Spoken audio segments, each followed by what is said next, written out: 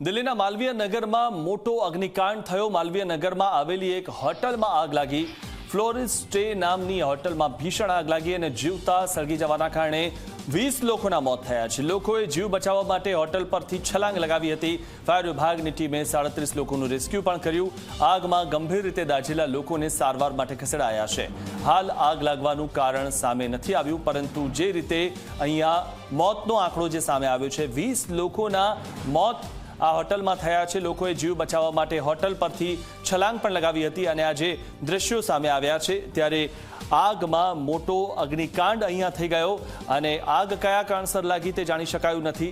ત્યારે જીવતા સળગી જવાના કારણે 20 લોકોના મોત થયા છે, એટલે કે 20 લોકો આગમાં ભડતું થઈ ગયા અને આગમાં ગંભીર રીતે દાઝેલા લોકોને સારવાર માટે ખસેડવામાં આવ્યા છે।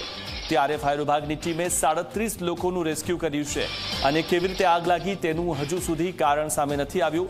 આગમાં ગંભીર રીતે દાઝેલા લોકોને સારવાર માટે લઈ જવામાં આવ્યા છે, પરંતુ સૌથી મહત્વની વાત એ છે કે 20 લોકો અહીંયા આગમાં ભડતું થઈ ગયા। આજે હોટલ આવેલી છે અને તેમાં અચાનક જ આગ લાગી ગઈ હતી અને તેમાંથી બચવા માટે લોકોએ ઉપરથી છલાંગ લગાવી હતી। ત્યારે દિલ્હીના માલવીય નગરમાં આ મોટો અગ્નિકાંડ સર્જાઈ ગયો। માલવીય નગરમાં આવેલી એક હોટલ જેમાં આગ લાગી, અચાનક જ આગ લાગી। ફ્લોરિસ સ્ટે નામની હોટલમાં ભીષણ આગ લાગી અને જીવતા સળગી જવાના કારણે 20 લોકોના મોત થયા છે।